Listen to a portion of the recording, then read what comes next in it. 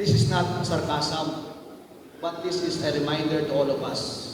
Malinaw doon. And we are proud of it.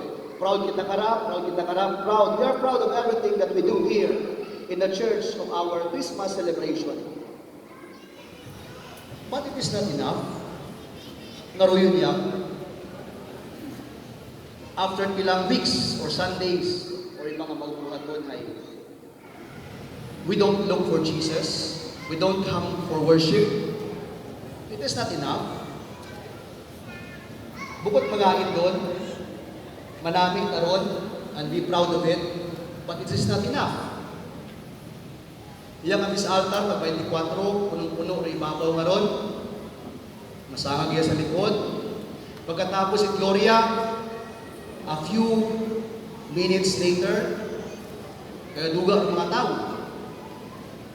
Because you only come for the kumeta, for the bituon, for everything here na inyo makita, mga kapanaming kinyo. You did not come for Jesus. You did not come to worship Him. Ngani, it is not enough. Huwag ka mo ka pastora, kantora, o choir. It's not enough na kanta ka mo.